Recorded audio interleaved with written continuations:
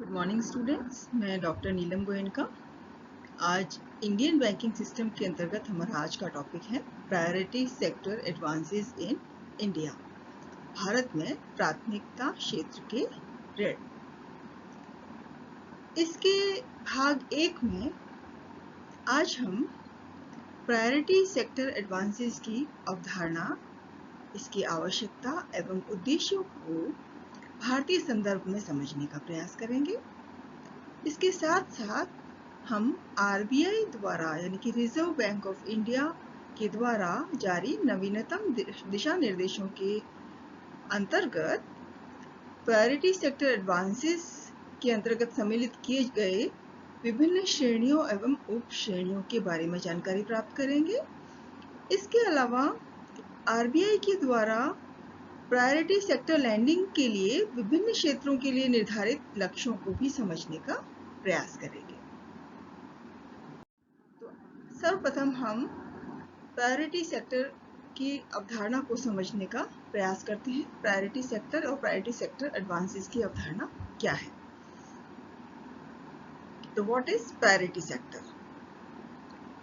नीतिगत उपायों के रूप में प्रायोरिटी सेक्टर, यह टर्म सर्वप्रथम 14 दिसंबर 1967 को तत्कालीन उप प्रधानमंत्री एवं वित्त मंत्री श्री मोरारजी देसाई ने लोकसभा में अपने भाषण में सर्वप्रथम इस टर्म का प्रयोग किया था।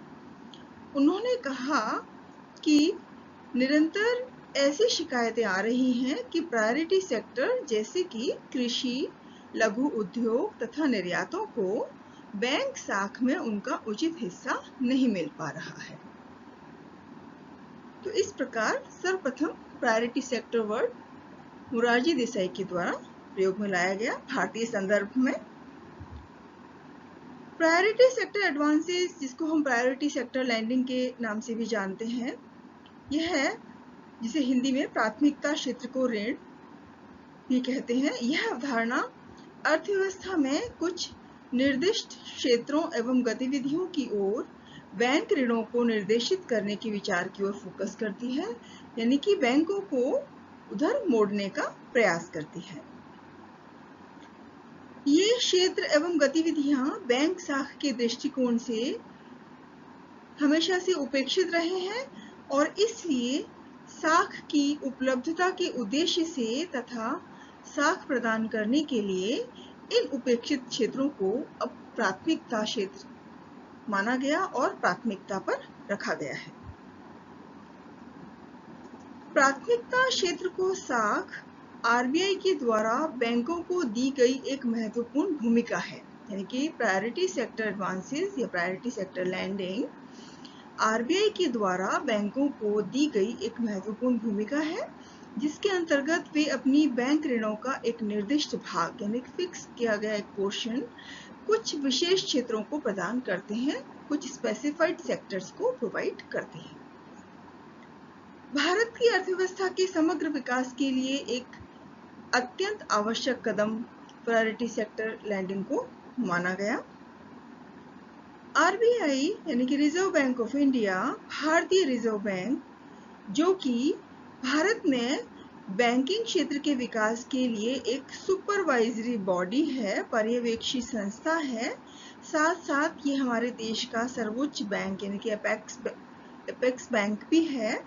वह समय समय पर भारत में बैंकों के लिए प्राथमिकता क्षेत्र को साख प्रदान करने के संदर्भ में दिशा निर्देश जारी करता रहा है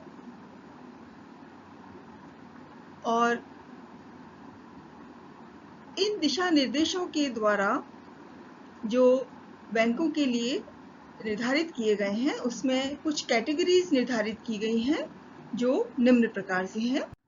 सो categories of the priority sector, प्राथमिकता क्षेत्र के अंतर्गत निर्धारित श्रेणियां। तो आरबीआई के द्वारा 28 दिसंबर 2018 को जारी दिशा निर्देशों के अनुसार प्राथमिकता क्षेत्र के अंतर्गत निम्न क्षेत्रों को सम्मिलित किया गया है। नवीनतम गाइडलाइंस के अनुसार निम्न क्षेत्रों को सम्मिलित किया गया है। सर्वप्रथम एग्रीकल्चर यानी कि कृषि, सेकेंड नंबर पर है micro small and medium enterprises MSME अर्थात सूक्ष्म लघु एवं मध्यम उद्योग। नंबर 3 पर है एक्सपोर्ट क्रेडिट यानी कि निर्यात साख निर्यात को दिए जाने वाले ऋण। नंबर 4 पर है एजुकेशन यानी कि शिक्षा को दिया जाने वाला ऋण भी प्रायोरिटी सेक्टर में माना गया है। हाउसिंग के लिए यानी कि आवास के लिए दिए जाने वाला ऋण यह भी प्रायोरिटी सेक्टर में माना गया है। नंबर 6 सोशल इंफ्रास्ट्रक्चर यानी कि सामाजिक बुनियादी ढांचा के इसके तहत दिया जाने वाला ऋण भी प्रायोरिटी सेक्टर माना गया है। नंबर 7 रिन्यूएबल एनर्जी के लिए यानी कि नवीकरणीय ऊर्जा के क्षेत्र में दिया जाने वाला ऋण। और लास्ट कुछ अन्य क्षेत्र भी इसके अंतर्गत सम्मिलित किए गए हैं। तो इस प्रकार नवीनतम गाइडलाइंस के अनुसार इन 8 क्षेत्रों को प्रायोरिटी सेक्टर के अंतर्गत सम्मिलित किया गया है। इसके अतिरिक्त RBI के द्वारा कृषि के अंतर्गत आने वाली गतिविधियों को 3 उप श्रेणियों में बांटा गया है। ये तीनों उप श्रेणियां हैं। नंबर 1 फार्म क्रेडिट यानी कि कृषि ऋण। नंबर 2 एग्रीकल्चर इंफ्रास्ट्रक्चर यानी कि कृषि के बुनियादी ढांचे के लिए दिया जाने वाला ऋण। और नंबर 3 पर है एंसिलरी एक्टिविटीज यानी कि कुछ सहायक गतिविधियों के लिए दिया जाने वाला ऋण। फार्म क्रेडिट यानी कृषि ऋण में व्यक्तिगत किसानों को कृषि तथा सहायक गतिविधियों जैसे कि डेयरी, मछली पालन, पशुपालन, मुर्गी पालन, मधुमक्खी पालन, सेरिकल्चर आदि के लिए ऋण दिया जाता है। एग्रीकल्चर इंफ्रास्ट्रक्चर के अंतर्गत भंडारण सुविधा के लिए निर्माण के लिए, वाटरशेड डेवलपमेंट के लिए, भू संरक्षण के लिए, सीड प्रोडक्शन के लिए, बायो पेस्टिसाइड्स के लिए, बायो फर्टिलाइजर्स के इन सब के उत्पादन के लिए, वर्मी कंपोस्टिंग के लिए ऋण दिया जाता है एग्रीकल्चर इंफ्रास्ट्रक्चर के अंतर्गत।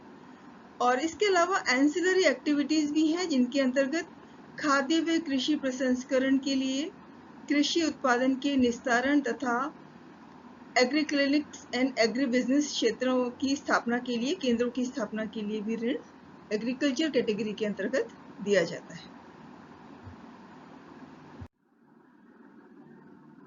अब है टारगेट्स एंड सब targets for banks under priority sector यानी कि प्राथमिकता क्षेत्र के अंतर्गत बैंकों के लिए जो निर्धारित किए गए लक्ष्य एवं उपलक्ष्य हैं वो निम्न प्रकार से हैं। इसमें जो घरेलू अनुसूचित वाणिज्य बैंक हैं, साथ ही वे विदेशी बैंक जिनकी भारत में 20 से अधिक शाखाएं हैं यानी कि domestic scheduled commercial banks and foreign banks with more than 20 branches in India। इनके लिए जो निर्धारित किए गए लक्ष्य एवं उपलक्ष्य हैं वो इस प्रकार से हैं।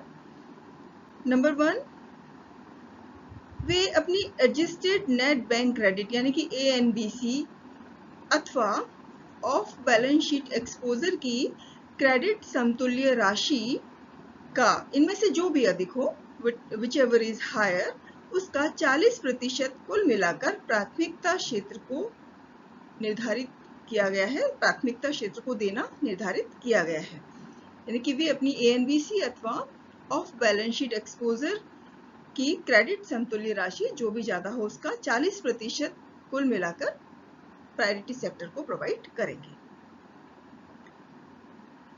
दूसरा लक्ष्य या उपलक्ष्य उनके लिए यह निर्धारित किया गया है कि वे ANBC अथवा credit equivalent amount of balance sheet exposure इनमें से जो भी अधिक हो उसका 18% कृषि को प्रदान करेंगे। ये 18% उस 40% के अंतर्गत ही आएगा। और उपरोक्त 18% में से 8% वे छोटे व सीमांत कृषकों को प्रदान करेंगे। यह लक्ष्य निर्धारित किया गया है। स्मॉल एंड मार्जिनल फार्मर्स के लिए निर्धारित किया गया है 8%। 18% में से 8% छोटे व सीमांत कृषकों को दिया जाएगा। तीसरा जो उपलक्ष्य निर्धारित किया गया है इन बैंकों के लिए वह है ANBC अथवा ऑफ बैलेंस शीट एक्सपोजर की क्रेडिट समतुल्य राशि इनमें से जो भी अधिक हो उसका 7.5% वे MSME क्षेत्र को यानी कि micro small and medium enterprises sector को प्रदान करेंगे। यह लक्ष्य निर्धारित किया गया है। चौथा लक्ष्य इन बैंकों के लिए है कि ये एएनबीसी अथवा ऑफ बैलेंस शीट एक्सपोजर की क्रेडिट समतुल्य राशि इनमें से जो भी अधिक हो उसका 10% कमजोर वर्गों को प्रदान करेंगे, कमजोर वर्गों के लिए निर्धारित रखेंगे।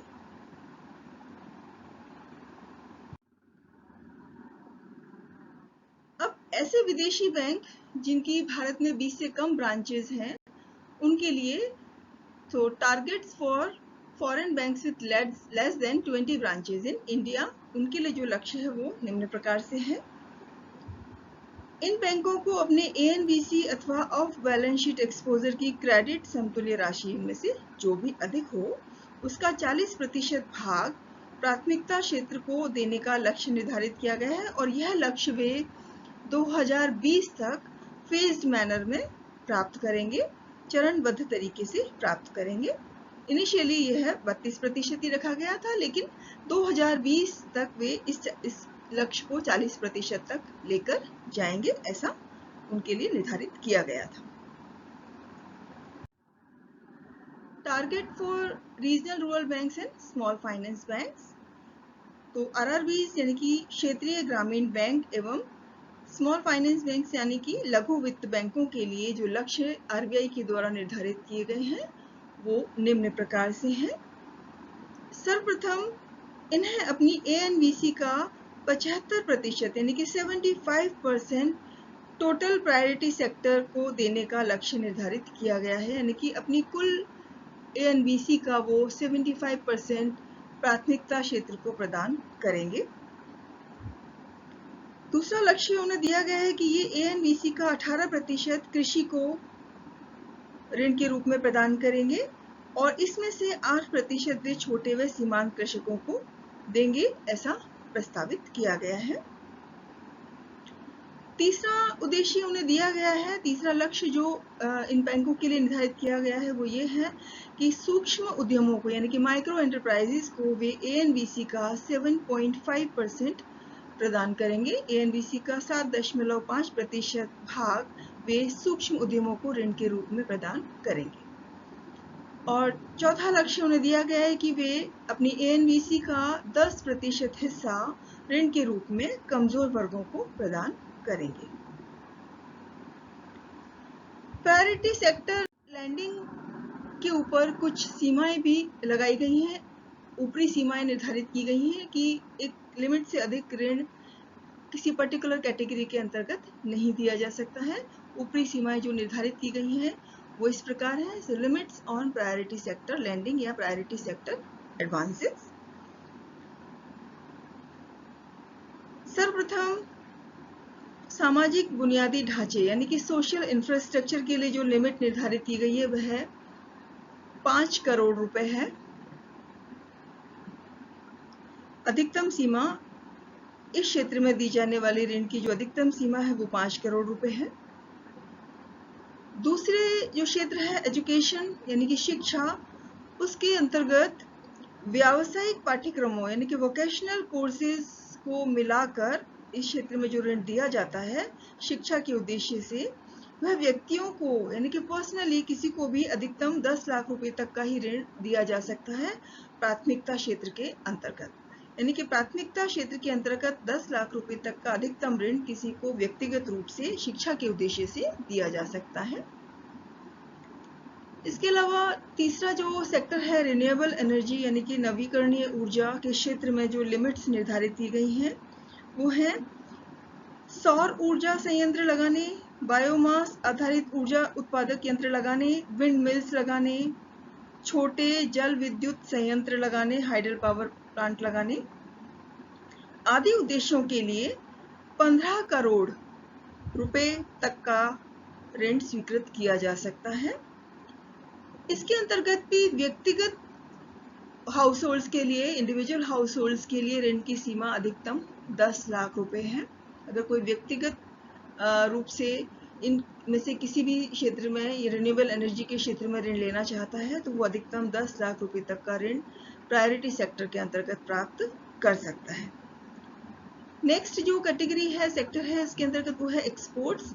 एक्सपोर्ट्स के क्षेत्र में ऋण की जो अधिकतम सीमा है वह 40 करोड़ रुपए रखी गई है, यानी कि एक्सपोर्ट के क्षेत्र में 40 करोड़ रुपए से अधिक का ऋण स्वीकृत नहीं किया जा सकता प्रायोरिटी सेक्टर के अंतर्गत। इसके अलावा हाउसिंग लोन्स पर जो सीमा निर्धारित की गई है वो इस प्रकार से है। महानगरों में 35 लाख रुपए तक का ऋण जो है अधिकतम हाउसिंग के लिए या आवास के लिए स्वीकृत किया जा सकता है, और इसके अंतर्गत यह शर्त रहेगी कि घर का अधिकतम मूल्य 45 लाख रुपए हो। इसके अतिरिक्त अन्य शहरों के लिए यह सीमा 25 लाख रुपए है, यानी कि अधिकतम 25 लाख रुपए तक का ऋण आवास के लिए स्वीकृत किया जा सकता है प्रायोरिटी सेक्टर के अंतर्गत। और यहाँ पर घर का अधिकतम मूल्य, घर का जो वैल्यू है, हाउस वैल्यू जो है वो अधिकतम 30 लाख रुपए हो सकता है। तो आवास ऋण के अंतर्गत महानगरों में 35 लाख रुपए तक का और अन्य शहरों में 25 लाख रुपए तक का ऋण स्वीकृत किया जा सकता है। Micro, small and medium enterprises के लिए प्लांट एवं मशीनरी में विनियोग की सीमाएं भी निर्धारित की गई हैं, यानी कि उनको डिफाइन किया गया उन सीमाओं के द्वारा कि किस प्लांट को हम माइक्रो एंटरप्राइजेस में सम्मिलित करेंगे और किसको हम स्मॉल अथवा मीडियम एंटरप्राइजेस के अंतर्गत मानेंगे। तो एमएसएमई वर्ग में भी विनियोग क्षेत्र के लिए अलग सीमाएं निर्धारित की गई हैं और सेवा क्षेत्र के लिए, सर्विस सेक्टर के लिए अलग सीमाएं निर्धारित की गई हैं। विनिर्माण क्षेत्र के लिए, एमएसएमई वर्ग में विनिर्माण क्षेत्र के लिए और सेवा क्षेत्र के लिए अलग अलग सीमाएं निर्धारित की गई हैं। विनिर्माण क्षेत्र के लिए जो सीमाएं निर्धारित की गई हैं वो इस प्रकार है। माइक्रो एंटरप्राइजेस के लिए उसमें प्लांट एवं मशीनरी में विनियोग अधिकतम 25 लाख रुपए होगा, तो वह माइक्रो एंटरप्राइजेस माना जाएगा। लघु उद्योगों के लिए सीमा है कि वह प्लांट एवं मशीनरी में जो विनियोग वहां किया गया वह 25 लाख रुपए से अधिक हो, परंतु 5 करोड़ रुपए के ऊपर ना हो। 5 करोड़ रुपए तक का विनियोग किया गया हो तो वह स्मॉल एंटरप्राइजेस की कैटेगरी में माना जाएगा। मीडियम एंटरप्राइजेस के लिए यह सीमा है कि प्लांट एवं मशीनरी में विनियोग 5 करोड़ रुपए से अधिक हो, परंतु अधिकतम 10 करोड़ रुपए हो, यानी कि 10 करोड़ रुपए से अधिक ना हो। तो इस तरह से मैन्युफैक्चरिंग सेक्टर यानी कि विनिर्माण क्षेत्र में micro, small and medium enterprises के लिए प्लांट एवं मशीनरी में विनियोग की सीमाएं निर्धारित की गई हैं। सेवा क्षेत्र में यानी कि सर्विस सेक्टर में ये सीमाएं इस प्रकार से हैं। माइक्रो एंटरप्राइजेस के लिए प्लांट एवं मशीनरी में विनियोग की सीमा अधिकतम 10 लाख रुपए है, यानी कि 10 लाख रुपए तक के विनियोग वाले जो उद्यम हैं जिन्होंने मशीनरी में 10 लाख रुपए तक का इन्वेस्टमेंट किया है वे माइक्रो एंटरप्राइजेस में माने जाएंगे। और जिन्होंने 10 लाख रुपए से अधिक का इन्वेस्टमेंट किया है परंतु अधिकतम 2 करोड़ रुपए तक का इन्वेस्टमेंट किया है वे स्मॉल एंटरप्राइजेस में माने जाएंगे। और जिन्होंने 2 करोड़ रुपए से अधिक का किया है परंतु अधिकतम 5 करोड़ रुपए तक का विनियोग किया है मशीनरी में, प्लांट एंड मशीनरी में, इक्विपमेंट्स में, वे मीडियम एंटरप्राइजेस माने जाएंगे, वे मध्यम उद्योग माने जाएंगे।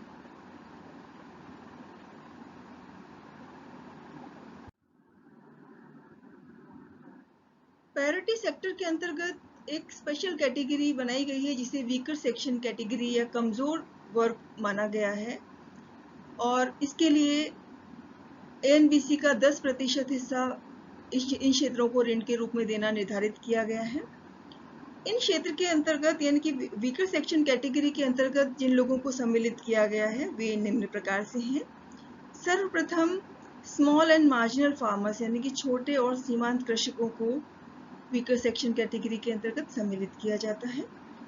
नंबर 2 पर है artisans, village and cottage industries where individual credit limits do not exceed ₹0.1 million, यानी कि ऐसे कारीगर, ग्रामीण एवं कुटीर उद्योग जहां पर व्यक्तिगत ऋण सीमा जो है वो 1 लाख रुपए से अधिक ना हो।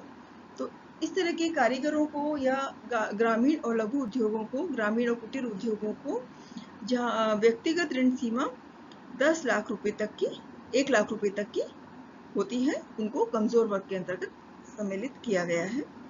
नंबर 3, कुछ सरकारी प्रायोजित योजनाएं जैसे कि नेशनल रूरल लाइवलीहुड स्कीम यानी कि स्कीम मिशन, इसको मिशन भी कहेंगे, ये NRLM इसको नाम दिया गया था। और इसके अलावा national urban livelihood mission NULM, और इसके अलावा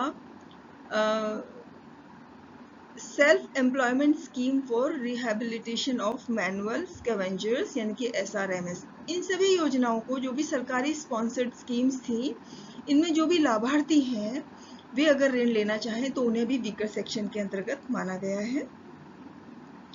चौथे नंबर पर है अनुसूचित जाति व अनुसूचित जनजाति के लोग, इन्हें भी वीकर सेक्शन में सम्मिलित किया गया है।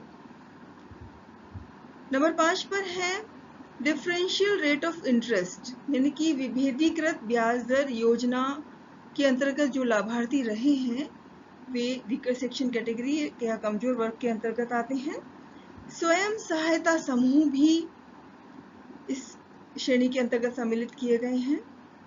नेक्स्ट, ऐसे किसान जो गैर संस्थागत ऋणदाताओं के कर्ज से पीड़ित हैं यानी कि गैर संस्थागत जो मनी लैंडर्स हैं, नॉन इंस्टीट्यूशनल मनी लैंडर्स से कर्ज लेने के बाद वे बहुत पीड़ित हैं और उनके कर्ज समाप्त नहीं हो पा रहे हैं, ऐसे किसानों को कमजोर वर्ग में सम्मिलित किया गया है। इसके अतिरिक्त ऐसे और भी लोग हो सकते हैं किसानों के अतिरिक्त जो कि गैर संस्थागत ऋणदाताओं से लिए गए ऋण के भुगतान के प्रति उधारकर्ता अधिकतम 1 लाख रुपए तक का ऋण प्राप्त कर सकते हैं। यानी कि वे पीड़ित लोग जो किसान तो नहीं है लेकिन फिर भी उन्होंने नॉन इंस्टीट्यूशनल जो मनी लैंडर्स थे उनसे ऋण लिया था और वे उस ऋण के भुगतान के लिए इंस्टीट्यूशनल सोर्सेज से ऋण प्राप्त करना चाहते हैं, बैंकों से ऋण प्राप्त करना चाहते हैं, तो उन्हें अधिकतम 1 लाख रुपए तक का ऋण दिया जा सकता है।